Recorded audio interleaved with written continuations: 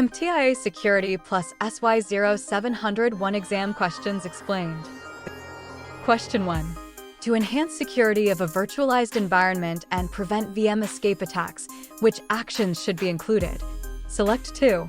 Enforcing resource allocation limits for VMs, regularly patching the hypervisor and virtualization software, disabling and used virtual network adapters, implementing a zero-trust security model.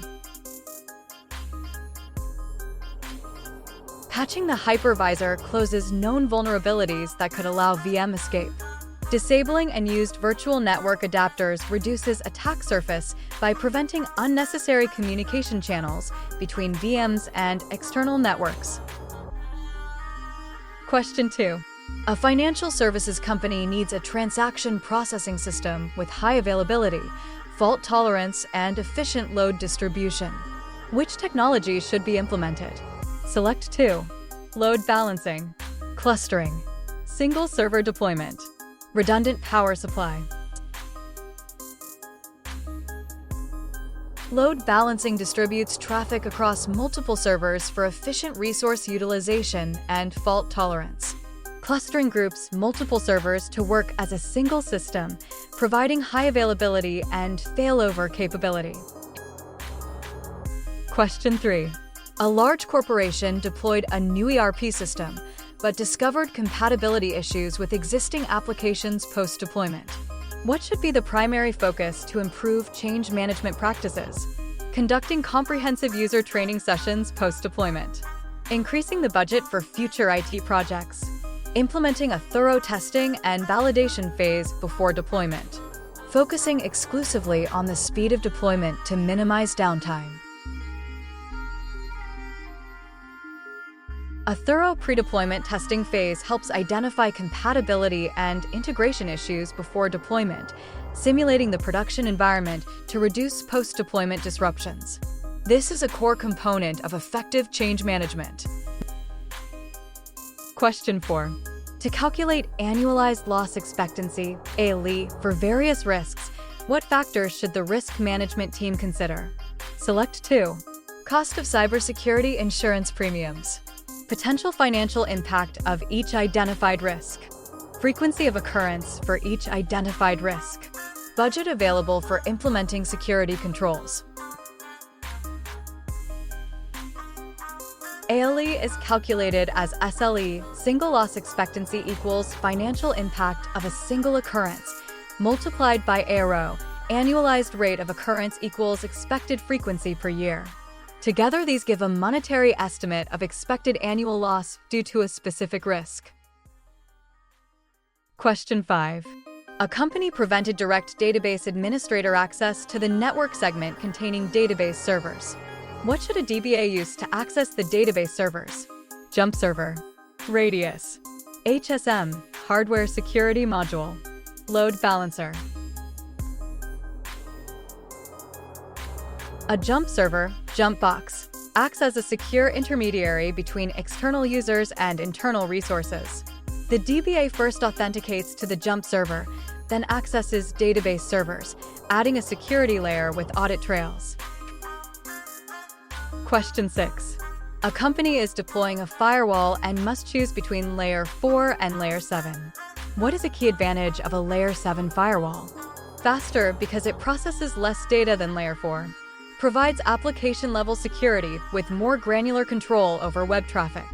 Easier to configure and requires less maintenance than Layer 4. Focuses on physical security protecting network hardware. A Layer 7 application layer. Firewall can inspect application protocols like HTTP/HTTPS, examine content, URLs, user actions, and apply fine-grained policies based on user identity or application behavior, making it more suitable for modern threats. Question 7. A corporate security analyst discovers spyware on executives' laptops capturing keystrokes and screen activity. What is the most likely installation method? Executives visited compromised websites that automatically downloaded spyware. Company email server was hacked and spyware was directly installed. An insider intentionally installed spyware. Executives used unsecured public Wi-Fi networks. This is a classic drive-by download attack where visiting a malicious website triggers automatic spyware installation without user interaction. This method is common for targeting high-value individuals like executives. Question 8. An IT manager discovers outdated data encryption standards potentially exposing sensitive data. Under due diligence and due care principles, what is the most appropriate action? Ignore the issue assuming the risk is minimal. Inform senior management and propose updating encryption standards. Wait for a security incident to occur before taking action. Transfer responsibility to another department. Due diligence requires being aware of risks. Due care requires taking action to mitigate them. The IT manager must proactively communicate the issue to senior leadership and recommend updating standards to align with current best practices. Question 9. An organization's internet-facing website was compromised via a buffer overflow attack. What should be deployed to protect against similar attacks? Next Generation Firewall, NGFW. Web Application Firewall, WF. Transport Layer Security, TLS. Software-Defined WAN, SD-WAN. A WF sits between web applications and the internet, monitoring and filtering traffic. It can identify and block attacks like SQL injection and cross-site scripting specifically targeting web applications at the application layer. Question 10. When implementing an antivirus solution, which two best practices should be prioritized to maximize effectiveness? Select 2. Regularly updating antivirus with latest virus definitions and patches. Disabling real-time scanning to improve system performance. Ensuring antivirus is installed on all endpoints, including mobile devices and servers. Limiting user privileges to prevent unauthorized software installation. Regular updates ensure protection against new and evolving threats.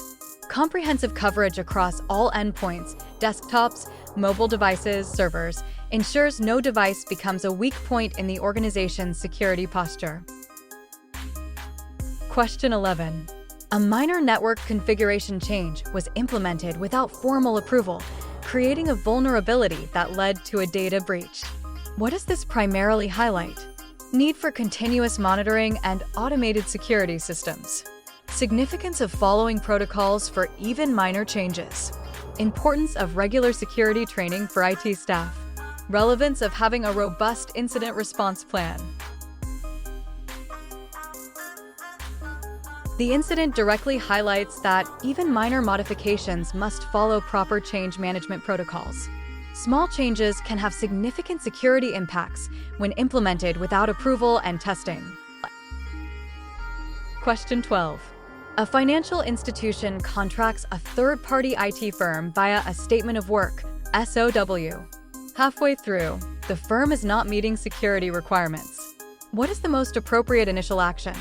Immediately terminate the contract and seek legal action. Engage in discussion with the firm to address noncompliance. Overlook security shortcomings to avoid project delays. Take over the project and complete the upgrade internally. The most appropriate initial action is to communicate the issue and attempt collaborative resolution. The SW is binding, and discussions allow clarifying expectations and reinforcing compliance before considering escalation like termination. Question 13. An email security system quarantines suspected phishing emails. Manual review finds some legitimate emails were quarantined. What is the most likely reason and corrective action? Inadequate spam filters. Update email security spam filter settings. Overly aggressive quarantine settings. Fine-tune email security system heuristics. Lack of user training. Conduct phishing awareness training. Malfunctioning antivirus software. Replace the antivirus solution. False positives, legitimate emails flagged as phishing, most commonly occur when security heuristics or filtering thresholds are too strict. Fine-tuning these settings improves accuracy and reduces business disruptions. Question 14. After a data breach exposing sensitive customer data from a new CRM system, who should be identified as the risk owner and what action should they prioritize? Customer Service Manager. Focus on customer communication and support. Sales Manager. Concentrate on mitigating potential sales impact. IT Administrator. Focus on securing the CRM system and preventing future breaches. Marketing Manager. Focus on reputation management and public relations.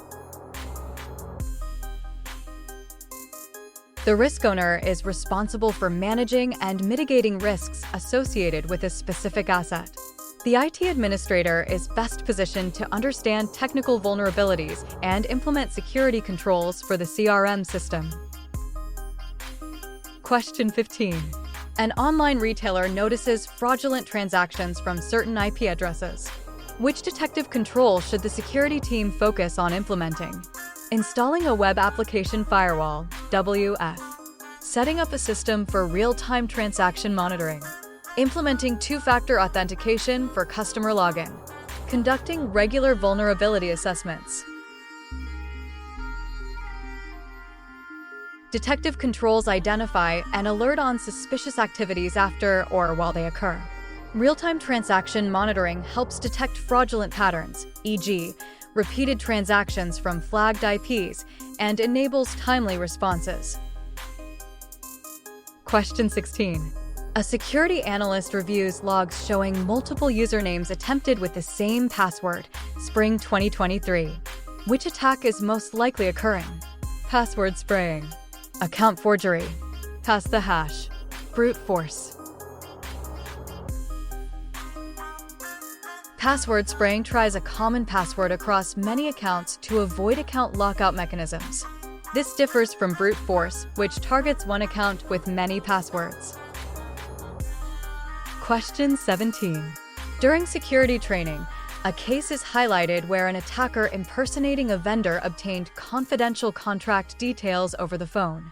Which security best practice would prevent this? Using caller ID verification. Implementing strict call logging procedures. Enforcing a policy of not discussing sensitive information over the phone. Establishing a verification process for phone call requests. This is phishing, voice phishing. The most effective prevention is verifying caller identity using a defined process, e.g., callbacks to official numbers, pre-established codes, internal validation. Caller ID can be spoofed. Question 18.